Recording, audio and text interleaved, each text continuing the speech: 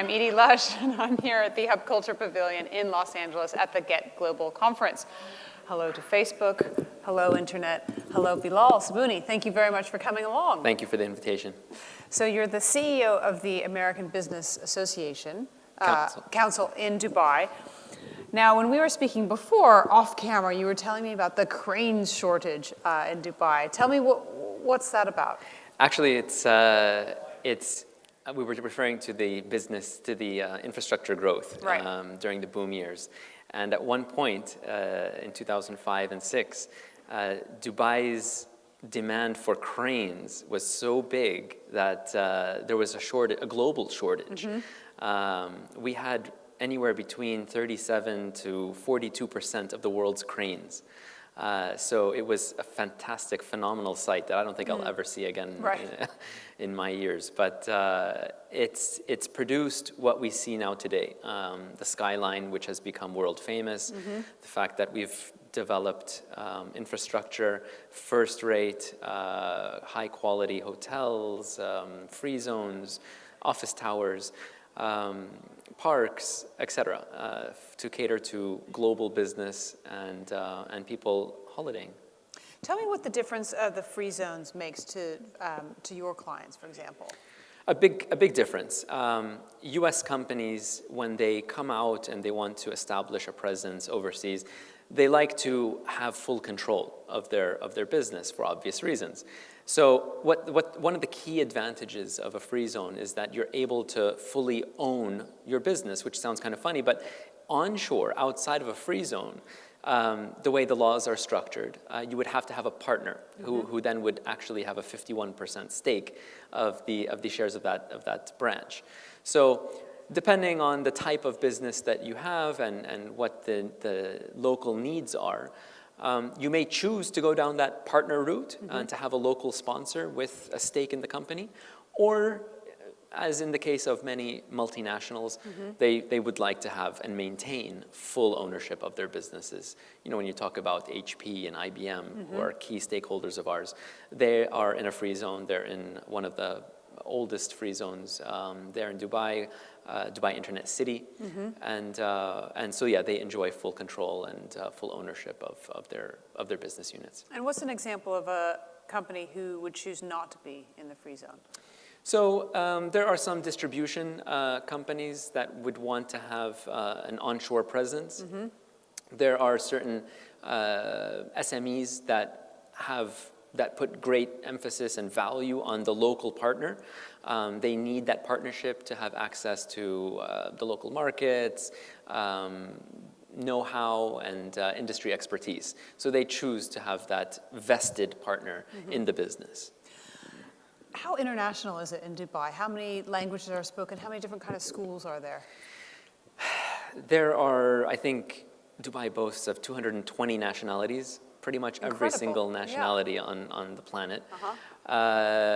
It is one of the most diverse, probably if not the most diverse cities, countries in the world. And I was born and raised in California, and I've traveled a lot. Nowhere on this planet does one place attract so many diverse people and allow them to not change, to be as they are. So, there are a lot of different nationalities in Washington, D.C. There are a lot of different nationalities in San Francisco. But everyone more or less looks American. Right. Everyone more or less talks American. Over in Dubai, everyone dresses in their national dress. So you get a whole diverse, different array of different people and their dress.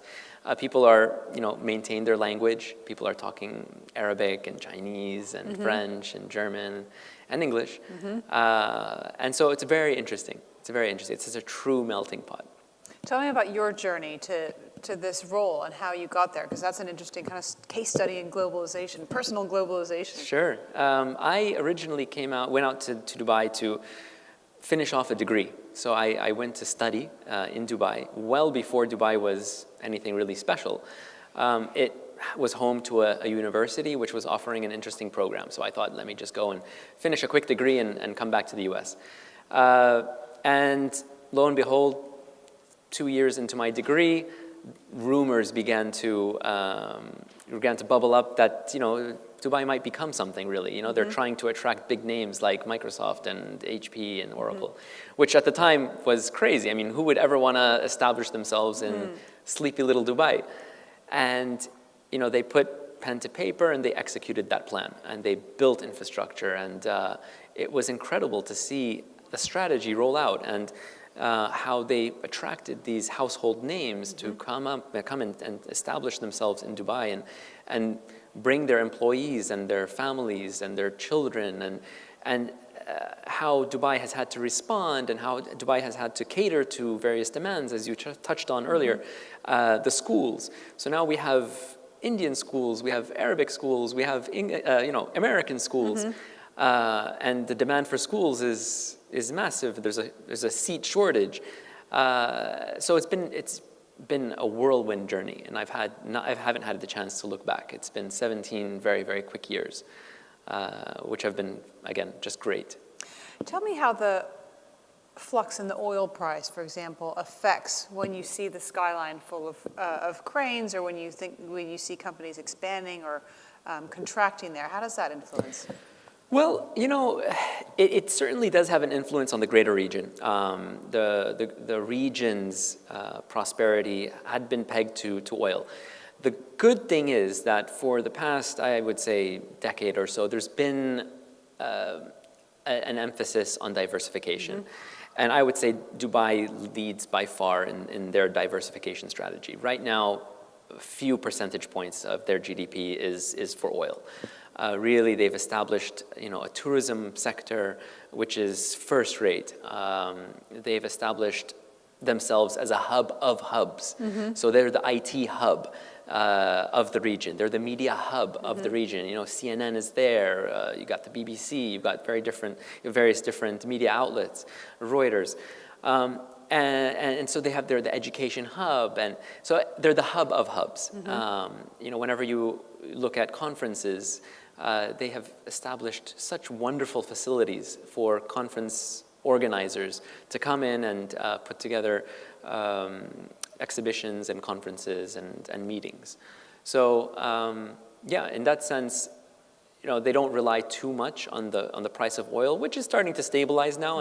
And you speak to the experts, they tend to say that oil will settle at around $60, $62, which is pretty good. It's not the days of 100 not the plus. heyday. Yeah, but I think Dubai used the revenue that it made during the heyday very, very wisely.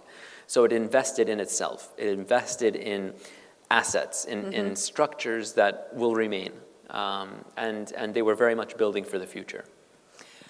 How does the impact or the government feel when you're advising American businesses to come into Dubai? What do you tell them to think about when they're dealing with the government? So we're here, at this conference, GetGlobal, and we've helped co-organize the Middle East presence. So we've brought out some of our stakeholders, which include some kind of government and semi-government players. The government is extremely open and welcoming. Ever since way back in the day, with the Hilton Hotel opening, the UAE's first hotel, that kind of ushered in the government's hospitality and to entertain U.S. businesses. And today we have the likes of various accelerators. 1776 has just opened up. We have Bloomingdale's that has opened up its first international presence in Dubai. And we have a huge interest in Dubai, as evidenced earlier yesterday when I was leading the UAE Super Session.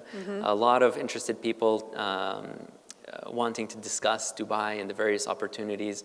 The government is spending. The government is spending in infrastructure. It's spending in key projects that it sees as being very important to its future expansion and its future plans. The ruler of Dubai, not too long ago, went on camera saying that Dubai, as it is today, is only 10% of his vision. And so it's spectacular. I mean, to be on the ground there and to see everything that they've built, and to have His Highness think that, that's just 10% of where he wants the country to go, it's mind-boggling. It's mind-boggling in a great way. And are there any cautionary tales you'd give about businesses that haven't thought through what they're doing when they go to Dubai, when they go to the Middle East? Well, it's in some ways Dubai is certainly a land of opportunity, but companies need to do their due diligence. I mean, it's along with any international expansion, you have to understand what you're getting yourself into. You have to understand the external environment, your internal environment. How are you able to scale in that way?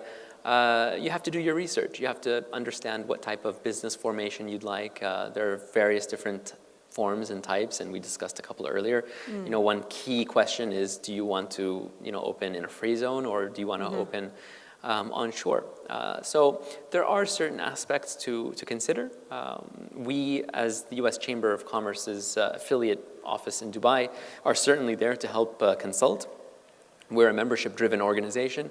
We have a category of membership dedicated to non-resident members. And that's been built really primarily to allow us to service those organizations that have not yet established themselves in Dubai, but are interested and would like the advice of the council.